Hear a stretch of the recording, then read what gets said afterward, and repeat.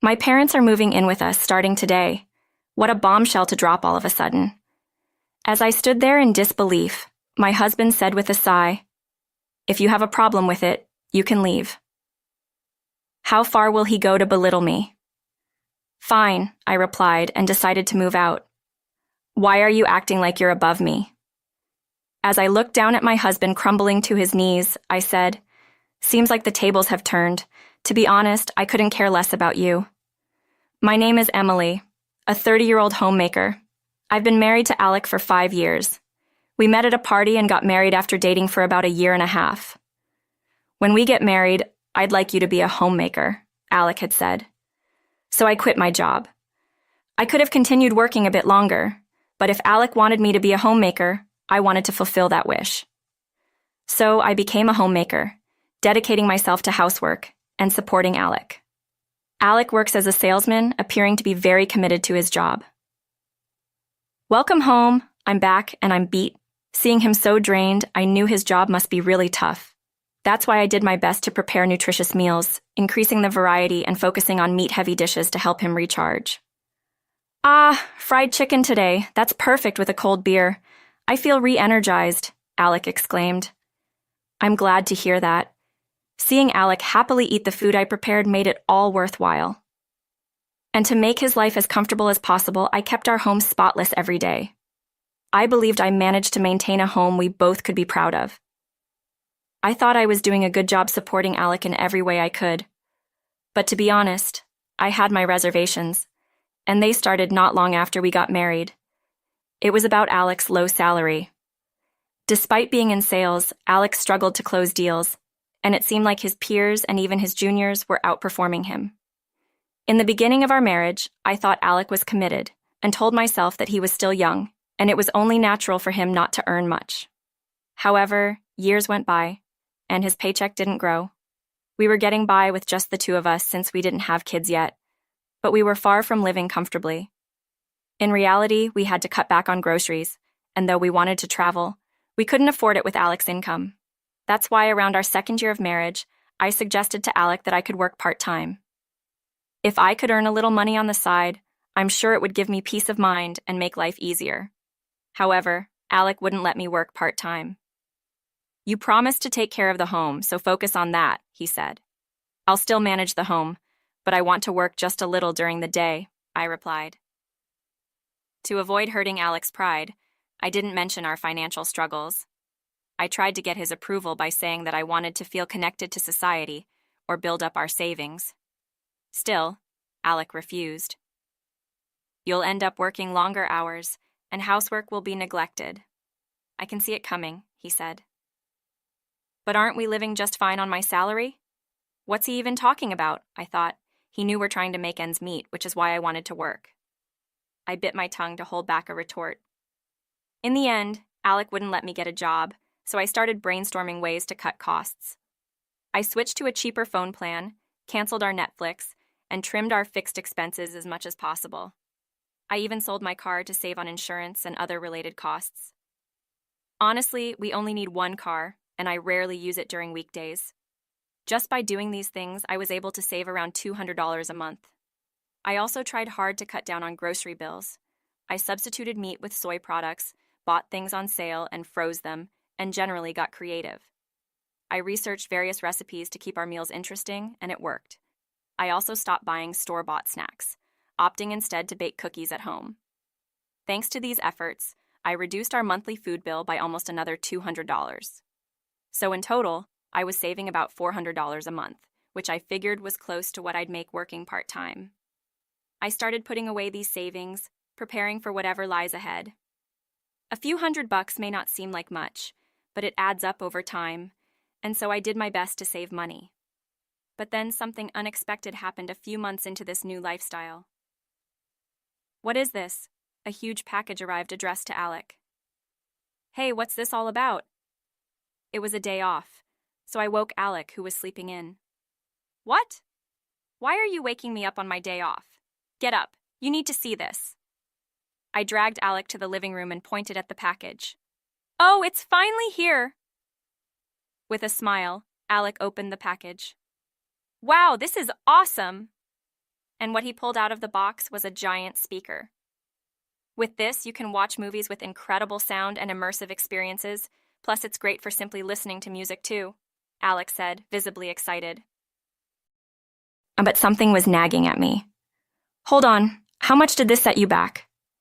I think it was around $500. What? $500? I felt like I was about to faint.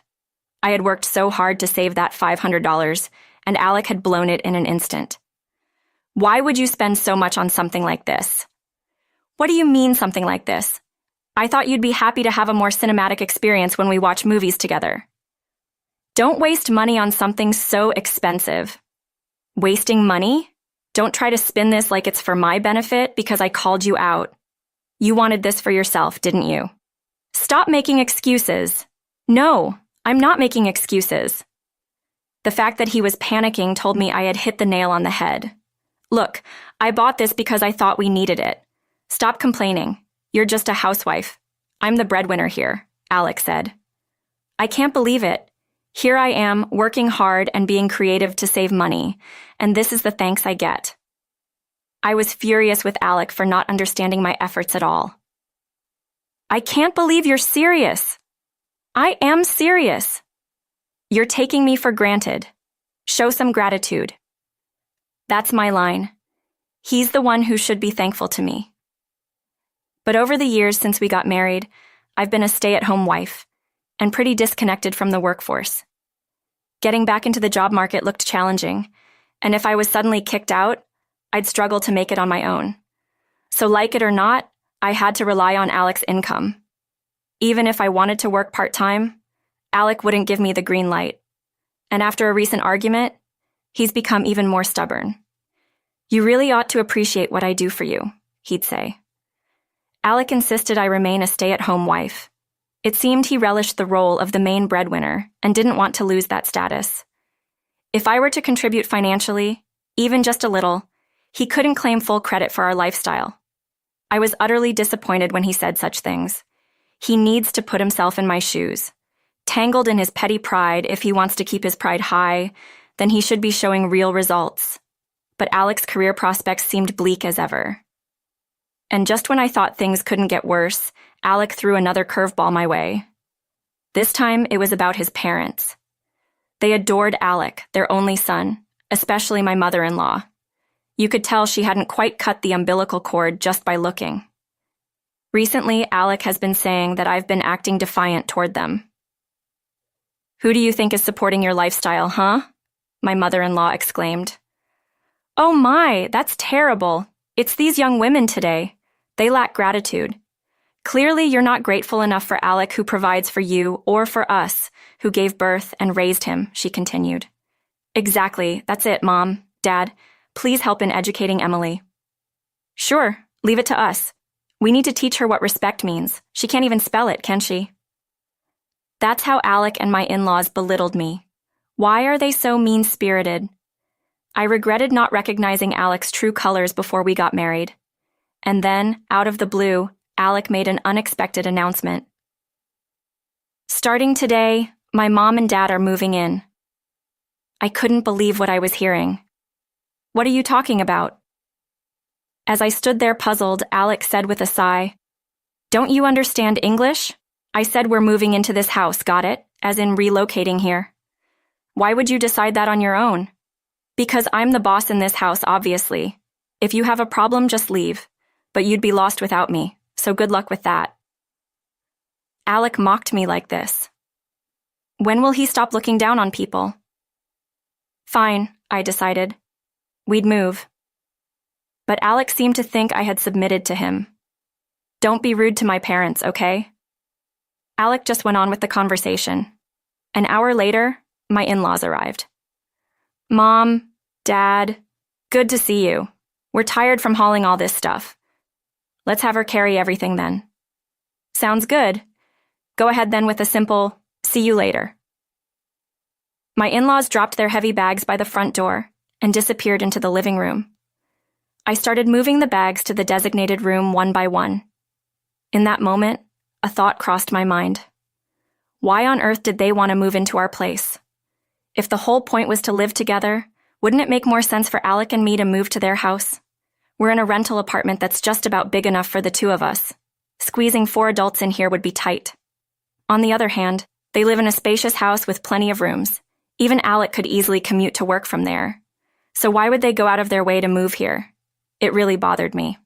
From then on, my in-laws and Alec treated me like a servant. They piled on household chores, taking liberties and doing whatever they pleased. Is this the best meal you could prepare when we've come all this way?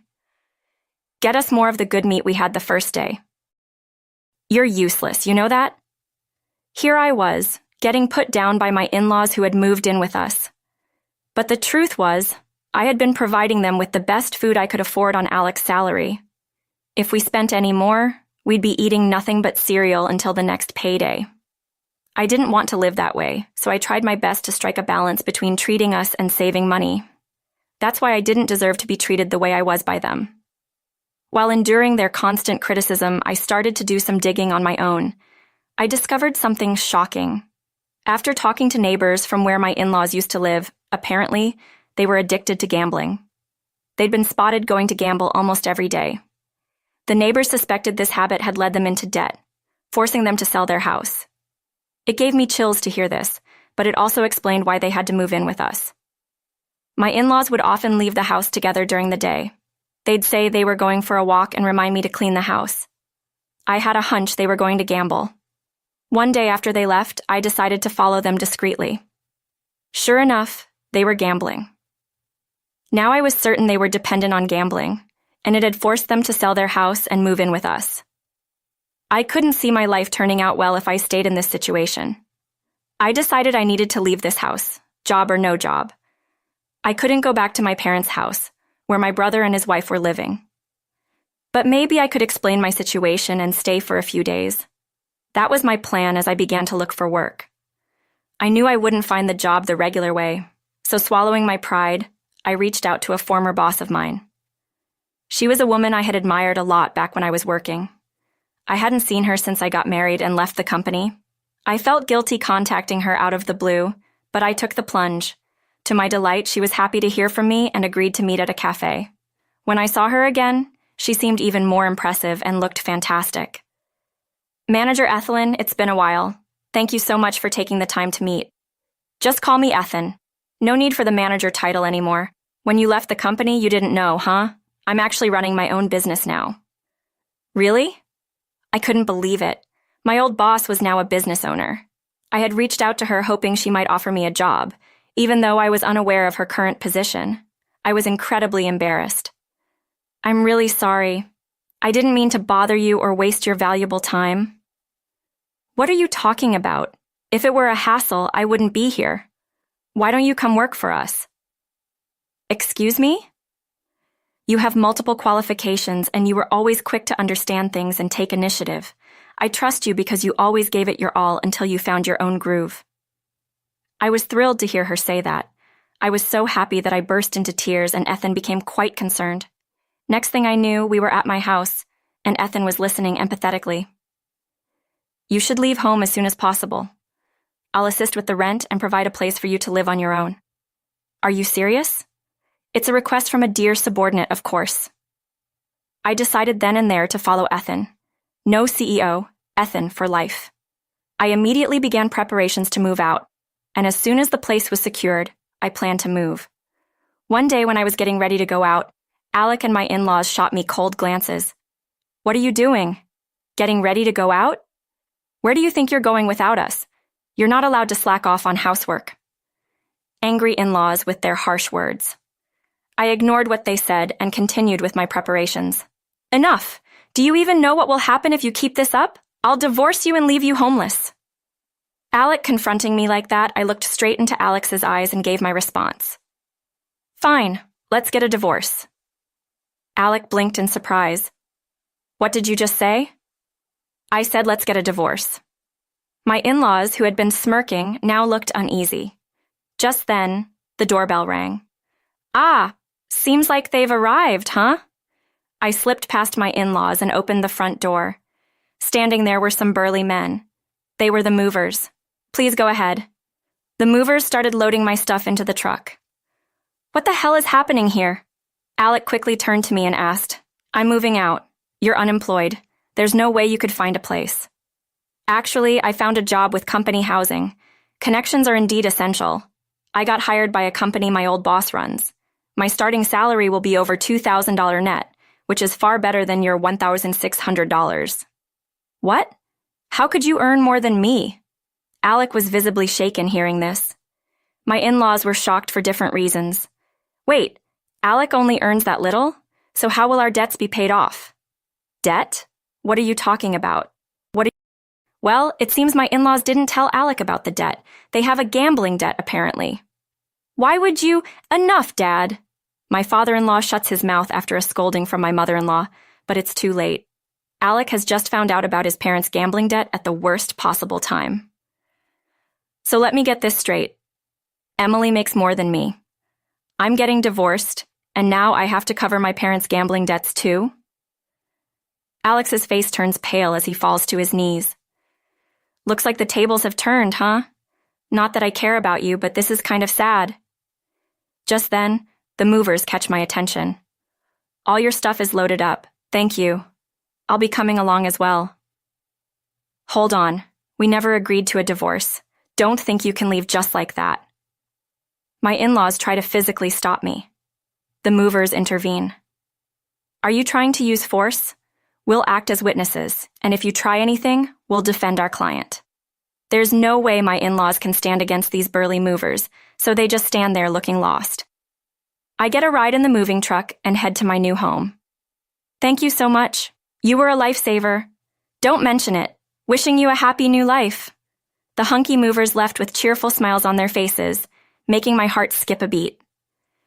Then, through my lawyer, I filed for divorce from Alec.